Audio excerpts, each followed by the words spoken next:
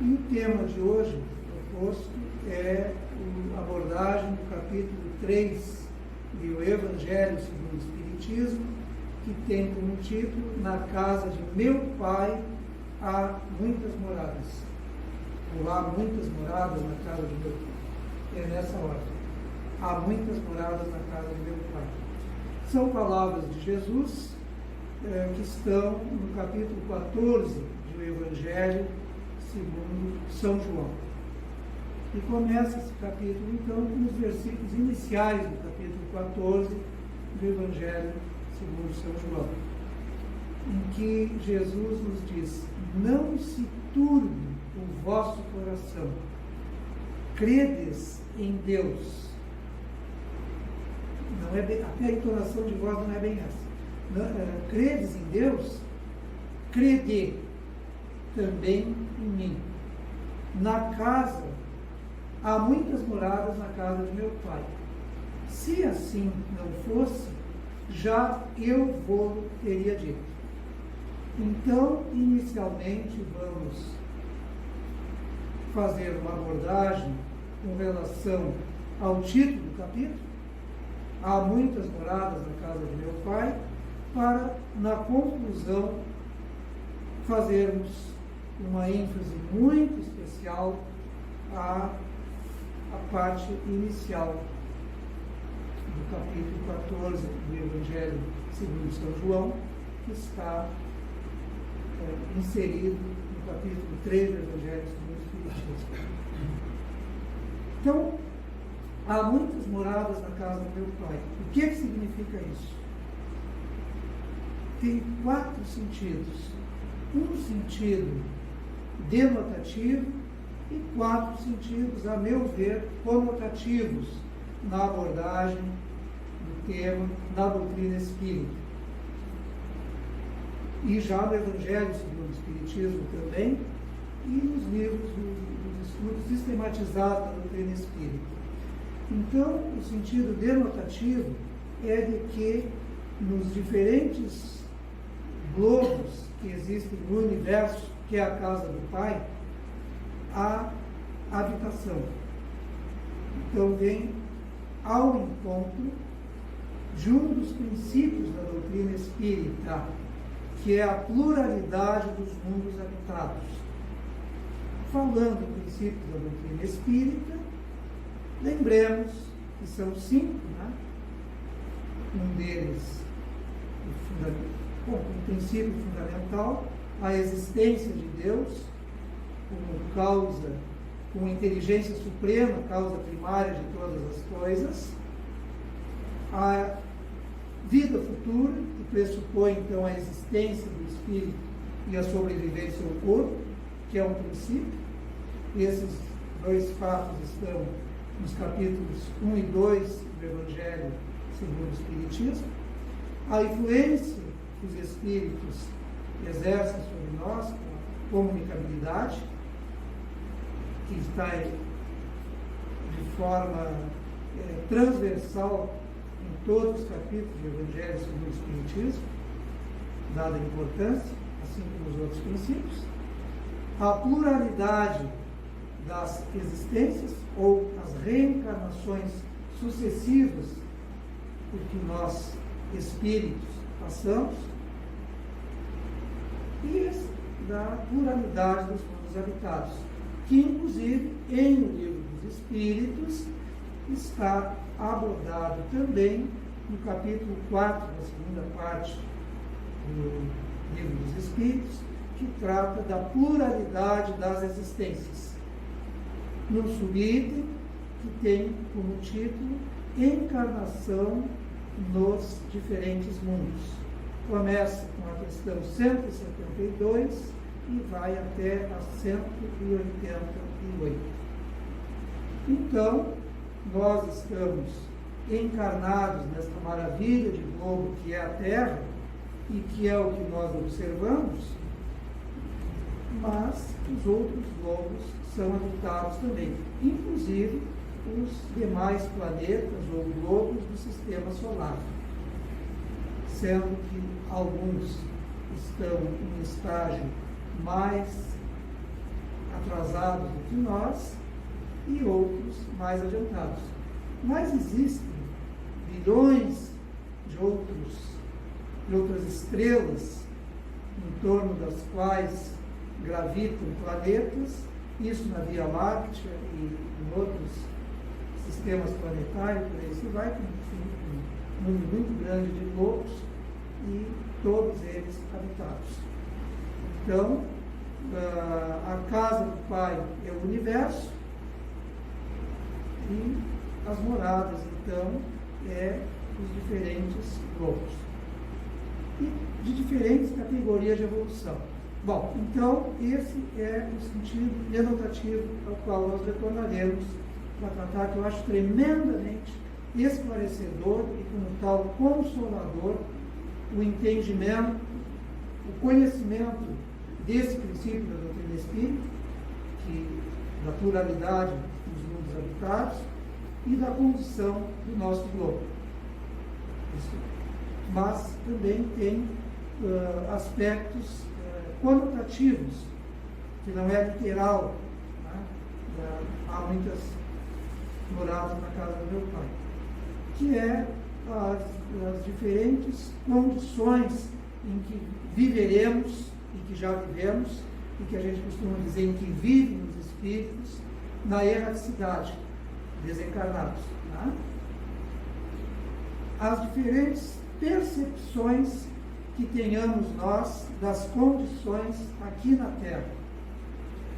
Espíritos encarnados que somos, então poderemos viver de acordo com as percepções, de acordo com a forma de encarar as situações, as circunstâncias, em diferentes mundos.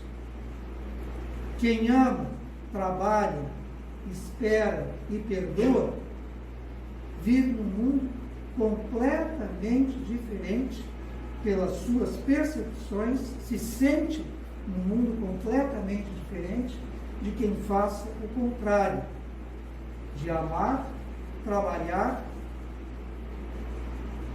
esperar e perdoar. Quem não ama, pode odiar, né? Quem não trabalha, vive na ociosidade. Inclusive, na questão 946 do Livro dos Espíritos, a pergunta é: qual a causa, aparentemente sem motivo, que muitas pessoas têm desgosto da vida? Então, dentre outras, além da falta de fé, da saciedade, inclui a ociosidade, mente desocupada, né? Então, oficina de coisas inconvenientes. Então, o trabalho se desdobra em diferentes nuances. Inclusive, nós aqui estamos trabalhando. Estudo é trabalho, reflexão é trabalho. Porque, como nos está esclarecido na questão 675 do Livro dos Espíritos, toda ocupação útil é trabalho. O trabalho enobrece o homem, o trabalho é tudo de bom. Esperar. Quem não espera, o que acontece? Pode dizer. Desespera, né? E um estado de desespero é cruel.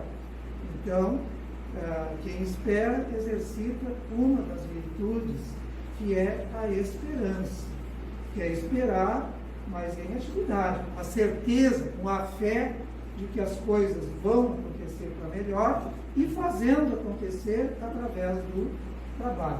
Né?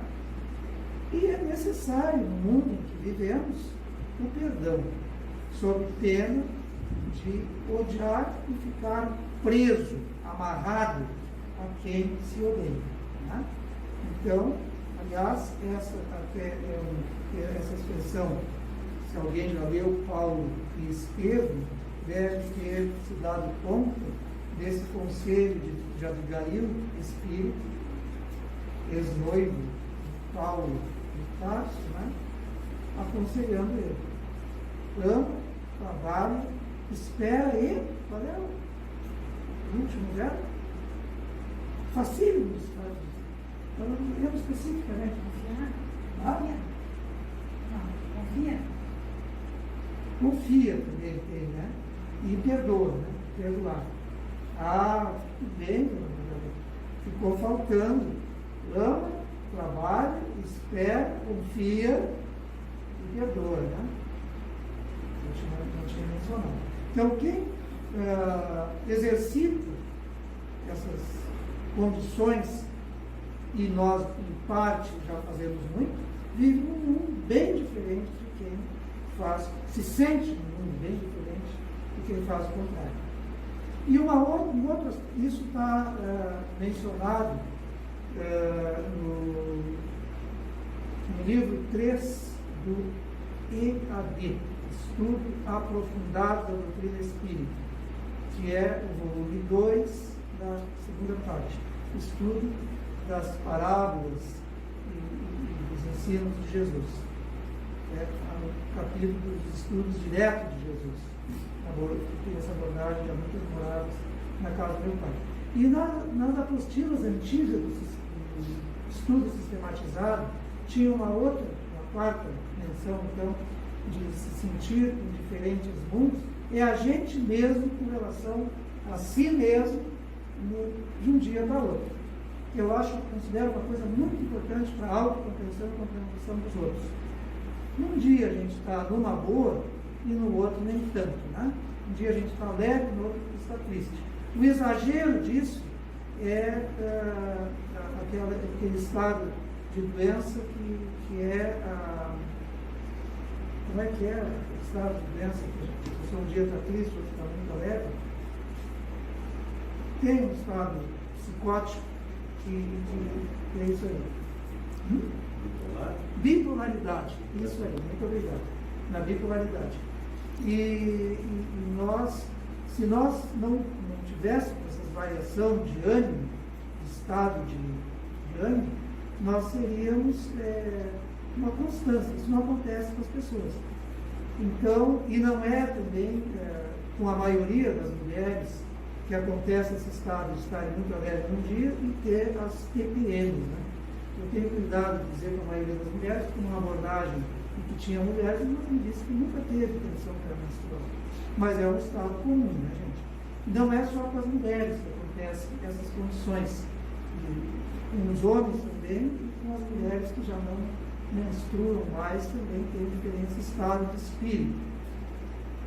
Então isso é muito bom para a gente se aceitar, se entender, né? Porque os outros são assim, e para a gente compreender os outros. Porque às vezes uma pessoa que nos trata muito bem, que faz um acolhimento alegre, tudo, outro dia está mais fechado. É natural isso, gente. Isso acontece. Então a gente vive em mundos diferentes de um dia para o outro. 4 condições.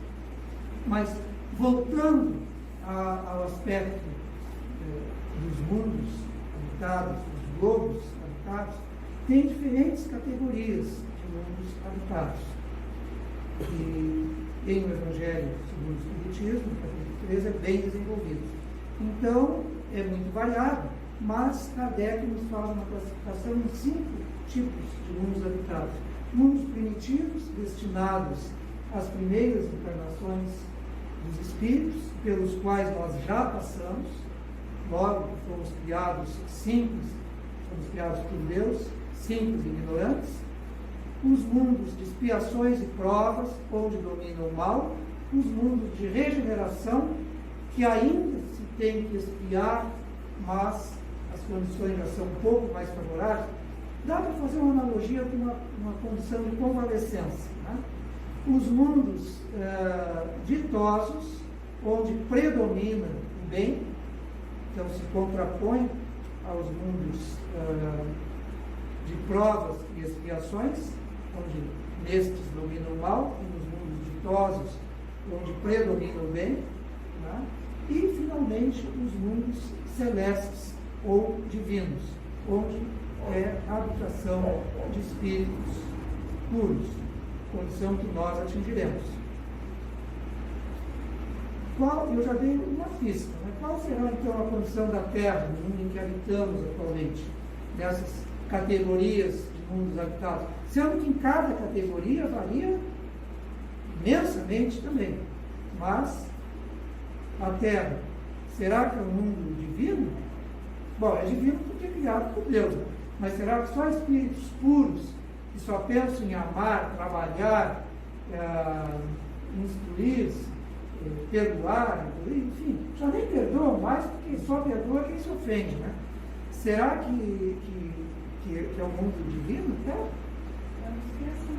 De provas e expiações. Então já fez uma prova, né? Mundo de provas e expiações, onde domina o mal. Mas existem mundos mais evoluídos, para os quais nós poderíamos ir. E aqui no item 7 desse capítulo, então, que trata de destinação da Terra, causa das misérias humanas, tem o item 6, um parágrafo, e o item 7, tem 2 parágrafos, que eu vou ler aqui. Far-se-ia dos habitantes de uma grande cidade uma ideia muito falsa, se fossem julgados pela população de bairros ínfimos e sórdidos. Num hospital não se vêem senão doentes e estropiados. Numa prisão de forçados, vêem-se todas as torpezas, todos os vícios reunidos. Em regiões insalubres, a maior parte dos habitantes são pálidos, fracos e sofredores. Pois bem, que se figure a terra como sendo um subúrbio, um hospital, uma penitenciária, uma região malsã, porque ela é, ao mesmo tempo, tudo isso. E se compreenderá por que as aflições sobrepujam as alegrias, pois não se enviam a um hospital as pessoas sadias, nem às casas de correção aqueles que não fizeram o mal, e nem os hospitais, nem as casas de correção são lugares de prazeres. Ora, da mesma forma que numa cidade toda a população não está nos hospitais ou nas prisões, toda a humanidade não está sob a terra.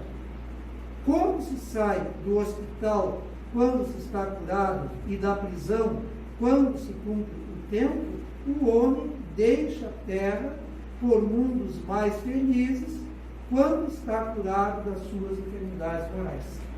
Então, na outra parte, nos diz que aqui na Terra a gente convive com duplas perturbações. A crueldade dos homens e as dificuldades que a natureza nos oferece. Né? E é verdade isso. Então, a perversidade dos homens, haja vista as condições das casas cercadas, né? E outras coisas, realmente a gente tem que se cuidar. E a natureza nos oferece situações inclementes ainda, embora existam maravilhas, embora a gente tenha pessoas, espíritos encarnados e desencarnados que nos cuidem, mas tem perversos também dos quais nós temos que nos cuidar. E convém que estejamos atentos para isso, não sejamos ingênuos.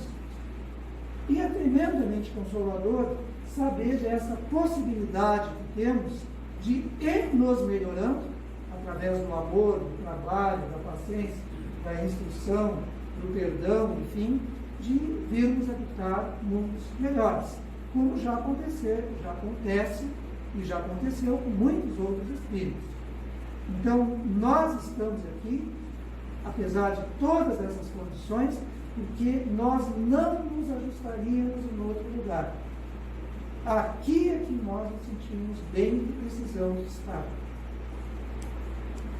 Pode ser duro encarar isso, mas é conveniente que nos demos conta. Né? Então, e mais, nós vamos sair. Poderemos ir para outros mundos. Se bem, gente, que de minha parte, mercê de trabalho, com certeza de outras pessoas, porque quando eu aqui cheguei, o banquete estava pronto, né? E a Eterna nos leva a dizer que, em face do que se diz que daqui nada se leva de condições materiais, mas se pode deixar muito, né? E quando nós aqui chegamos, já tinha muita condição melhorada, e então,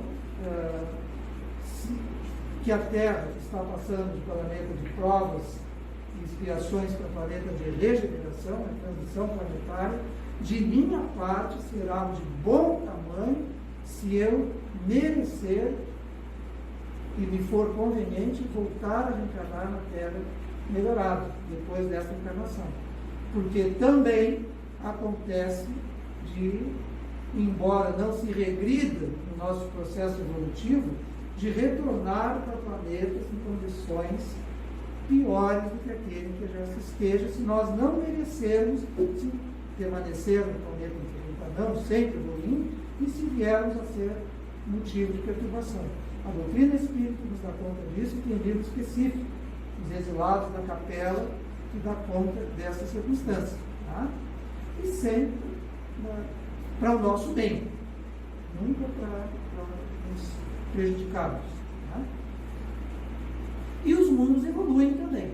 Assim como nós evoluímos na Terra e poderemos vir a evoluir em outros mundos, mas em condições melhores do que a Terra, os mundos também evoluem. Aliás, o último tópico deste livro, desse capítulo, é a progressão dos mundos.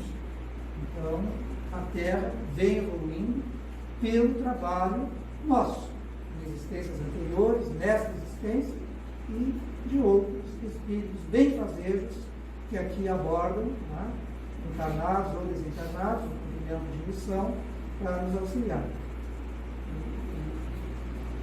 E claro que isso é muito bom, né, e nós podemos sempre fazer melhor. Nada está tão bom que não possa ficar melhor.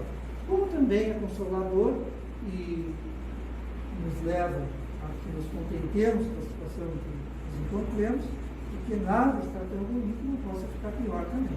Tá?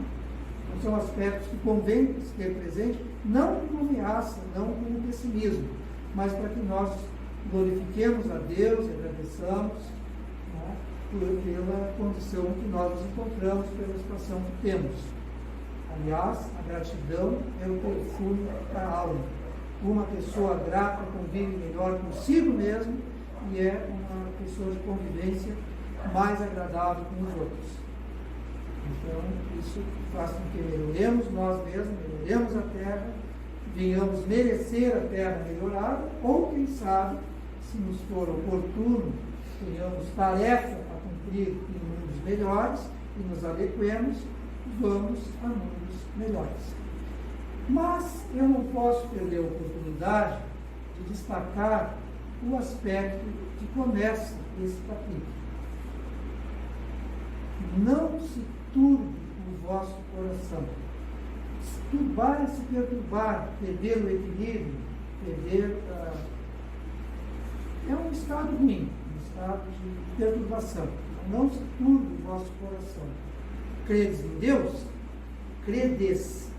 Presente do indicativo, segunda pessoa do plural. Vós credes em Deus?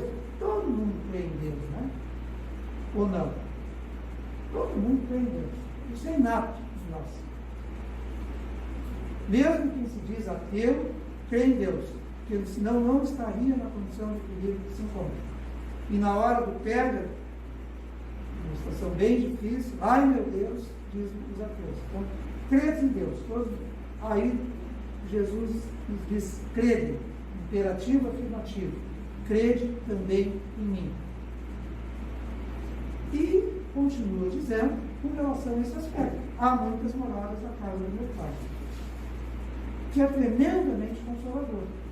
Sabermos, então, das diferentes condições de espírito que cada um se encontra desta existência, de um dia para o outro, saber que com a forma de percepção das coisas e de acordo com as atividades, então nós podemos nos sentir em diferentes condições e nós podemos nos sentir bem, que nosso encontro repercute nas nossas vidas, vida de vocês e minha também, para que nós continuemos amando, trabalhando, esperando, perdoando e confiando, né?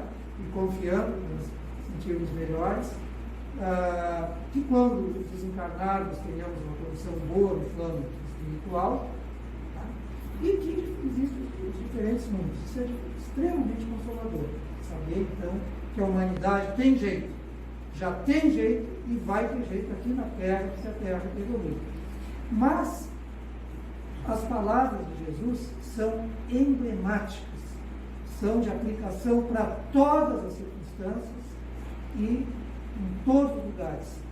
Que nos momentos de dificuldades tenhamos presentes essas palavras de Jesus.